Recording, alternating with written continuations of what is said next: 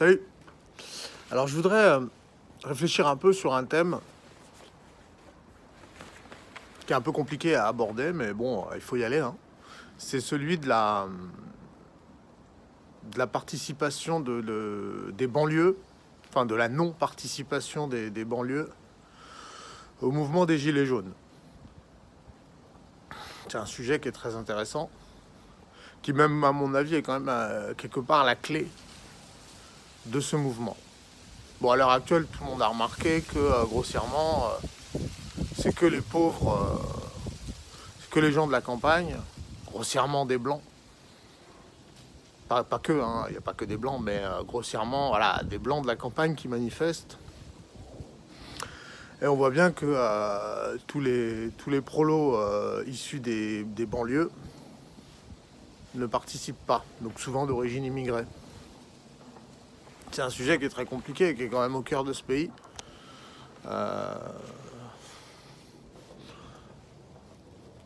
Je suis obligé de l'aborder, même si tout le monde fait comme si de rien n'était. C'est un sujet qui est très peu abordé. Alors que pourtant il est structurant. Concrètement, le prolétariat, maintenant c'est clair, il a deux formes dans ce pays. Tu as le prolétariat des banlieues et le prolétariat de la campagne, quoi. Sauf que le prolétariat de la campagne, on savait même plus qu'il existait, on savait même pas qu'il existait, tellement qu'on n'entendait pas parler de lui, mais le prolétariat des banlieues, lui, ça fait des années qu'on en entend parler. Donc, il y a un vrai problème parce que là, à l'heure actuelle, finalement, quand on y pense, quand les banlieues étaient en train de se soulever, quand le prolétariat des banlieues se soulevait, les prolétariats des campagnes ne se bougeaient pas. Et là, c'est exactement l'inverse qui est en train de se produire. Au moment où le prolétariat des campagnes se bouge, le prolétariat des banlieues reste chez lui. Bon, là, il y a clairement un point clé. Il y a vraiment un point clé. C'est-à-dire que je vois mal comment, à mon avis, pour qu'un mouvement, que ce soit celui des Gilets jaunes actuellement ou un jour advienne, il faudra que ces deux prolétariats se bougent le cul en même temps. Ok ? Bon, déjà, ce qui est intéressant dans ce mouvement des Gilets jaunes, c'est qu'on a mis le doigt dessus. Je pense que on n'était pas nombreux à... Même moi, je n'avais pas clairement identifié la situation telle qu'elle apparaît aujourd'hui. Donc, au moins, les mouvements des Gilets jaunes a quand même permis d'apporter beaucoup de clarté. Ça, c'est intéressant. Sur c'est quoi notre pays, quoi. Donc, déjà, on le sait aujourd'hui, il existe bel et bien un prolétariat blanc en campagne qui en a marre. Et il existe aussi un prolétariat d'origine immigrée en banlieue qui en a marre. Bon. Comment il s'appelle ? Alain Soral, il propose depuis des années la notion de réconciliation nationale. Parce qu'il y a un truc que je remarque quand même, c'est que ces blancs qu'on voit sortir de la campagne, là, en mode gilet jaune, quelque part, moi je comprends, hein, les banlieues qui se bougent pas. Parce que si vous regardez bien, c'est vrai que ces blancs-là, on savait même plus qu'ils existaient. Il faut comprendre un peu les gens des banlieues.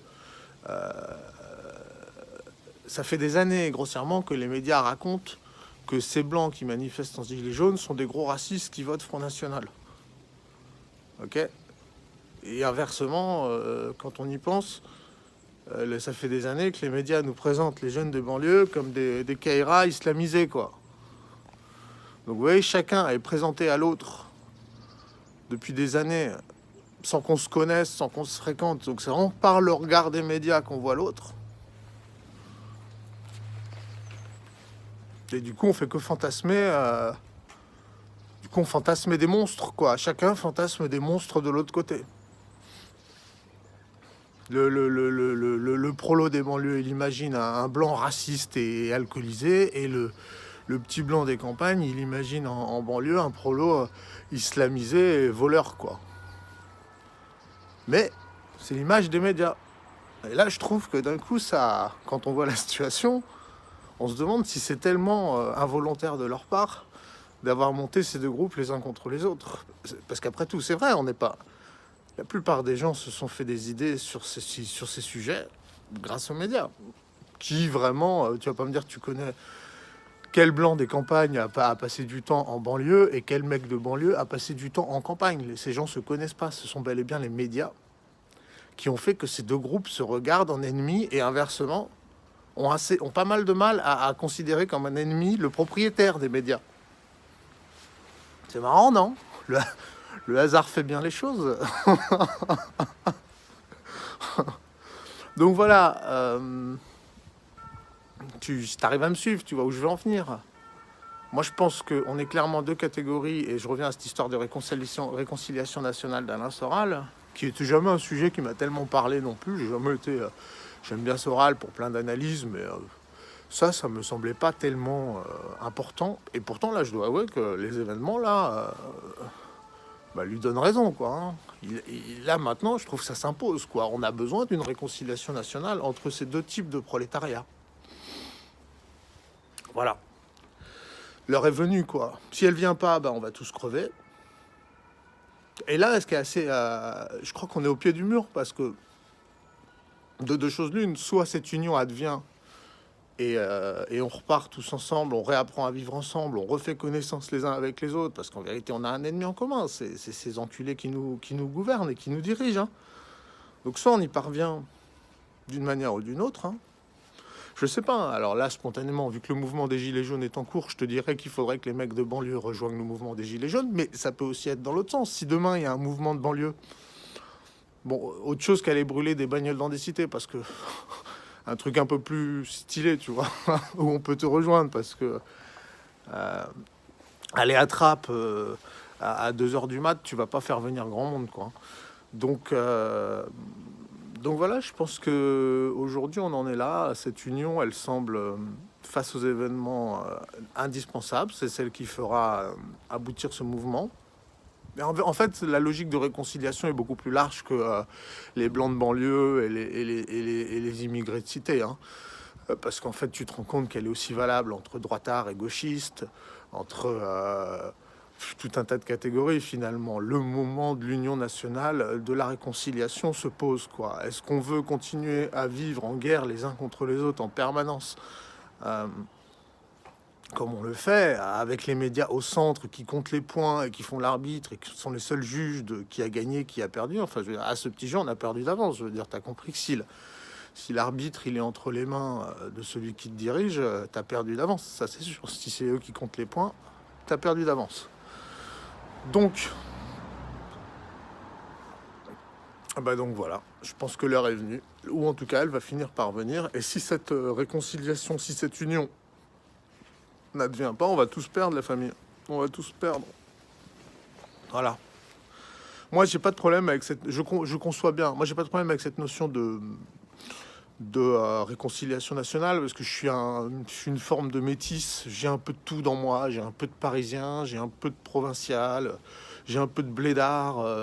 Pour moi, j'ai aucun problème avec cette notion de réconciliation nationale. Pour moi, c'est assez facile, je comprends les deux catégories vraiment bien, mais je comprends aussi qu'elles ont beaucoup de mal à se parler, parce qu'elles n'ont pas les mêmes grilles de lecture, elles ont beaucoup de mal à communiquer, et surtout comme le média est en permanence au milieu du jeu à souffler sur les braises, tu vois.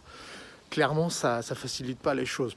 Il y a moyen de se comprendre, il y a moyen de très bien vivre ensemble, mais pour ça, il faudrait qu'on passe du temps ensemble, et surtout que t'es pas un enculé au milieu qui passe son temps à dire « Regarde, c'est des racistes, regarde, c'est des islamistes », tu vois, ça aiderait. Donc, voilà, citoyens, je vous invite à réfléchir là-dessus. J'invite un peu tout le monde à mettre de l'eau dans son vin, hein, si je puis dire, ou de l'eau dans son thé. Ouais, vraiment, je trouve que au moins, ça devrait inciter à la réflexion. Que ce soit les gens de banlieue, de vous dire, est-ce que ce que vous voyez sur les ronds-points, là, les gens en jaune, est-ce que vous voyez des vilains racistes alcoolisés qui détestent les Noirs et les Arabes et qui ont cette seule obsession? Moi, je les vois pas. Je les voyais beaucoup sur Internet avant le mouvement des Gilets jaunes, ces racistes-là, mais c'est marrant, on les entend plus maintenant qu'il y a le mouvement des Gilets jaunes. Vous voyez bien, regardez les plus gros racistes défenseurs présents sur Internet avant le mouvement. eh ben, ils ont disparu net. Ils se sentent pas du tout impliqués dans le mouvement des Gilets jaunes. Donc ça, je trouve ça très intéressant. Moi, les gens que je vois sur les ronds-points, c'est des mecs qui galèrent comme nous tous, en fait. Hein, qui galèrent, qui doivent emmener les petits à l'école, qui galèrent à trouver un taf, qui sont mal payés, qui peuvent pas se payer des vacances. Je veux dire, finalement, on a beaucoup plus de points communs que ce que les médias voulaient bien nous laisser entendre. Donc, vous voyez, moi, quand je vois... Et inversement, j'en profite pour dire aux Gilets jaunes, les mecs, les noirs vous vous rendez compte aujourd'hui, les gilets jaunes, que ces mecs de banlieue qu'on vous présente comme des islamistes, des racailles qui brûlent des bagnoles et tout, aujourd'hui que vous vivez les images, la manière qu'ont les médias de traiter votre mouvement, vous commencez peut-être à comprendre que les mecs sont juste en colère et du coup les médias présentent les voitures brûlées. Ah, vraiment, cet événement doit ouvrir les yeux à chacun et permettre l'émergence d'une réconciliation, soit à court terme, soit à moyen terme. Faut pas que ce soit dans trop longtemps quand même, parce que là concrètement avec les événements, le système va verrouiller derrière. Là, maintenant qu'il a compris que le prolétariat est en train de se soulever, je pense que sa plus grande angoisse, c'est précisément cette réconciliation. Il va traîner la patte pour pas que ça advienne, mais je pense qu'il va comprendre. Hein. À la fin de ces événements, il va s'organiser, mettre des caméras partout. C'est la dernière occasion qu'on aura. Hein. Donc je pense qu'on a toute l'année 2019 pour ça. Le système a été pris de court. Il ne peut pas s'adapter en quelques temps comme ça au milieu du chaos. Il faudra au moins que ça s'arrête pour qu'il puisse s'organiser. En plein milieu du chaos, il ne va pas gérer la situation. Il ne va pas réussir à prendre des mesures massives. Il va être obligé de bricoler des solutions et de mentir. Ça. Donc voilà les camarades, j'invite tout le monde à réfléchir. On est tous français. Il y a deux mondes qui s'offrent à nous, un monde où on vit ensemble, on fait avec l'immigration installée sur le pays, on fait avec notre situation. Je dis pas qu'il faut continuer l'immigration, hein, je dis juste ceux qui sont là, on va pas les foutre dehors. Donc vaut mieux qu'on apprenne à vivre ensemble. Et je suis sûr que ça ne choquera personne qui soit de bonne volonté. Moi, les gilets jaunes que j'ai vus sur les ronds-points, c'est pas des racistes, c'est des gens pas prêts à vivre avec les autres. C'est juste que ces gens se connaissent pas, c'est tout. C'est une incompréhension. On vient pas du même milieu. Le mec qui vient de la campagne, le mec qui vient de la banlieue, ils se comprennent pas parce qu'ils n'ont pas les mêmes modes de vie, c'est tout. Et je suis sûr qu'on pourrait faire connaissance et que tout ce petit monde peut très bien s'entendre. C'est même pas, j'en suis sûr, je le sais pour l'avoir vu. Et ce n'est que la différence culturelle qui fait que ces gens ne se comprennent pas. Voilà. Donc,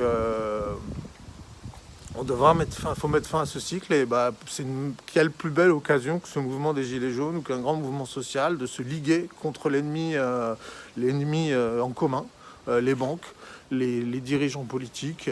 Je veux dire, alors pour le coup, si on a bien un ennemi légitime, c'est bien eux. Et s'il y a bien une occasion pour se liguer et mettre en place cette réconciliation nationale, c'est maintenant. Donc je compte sur vous les copains. Allez, courage camarades.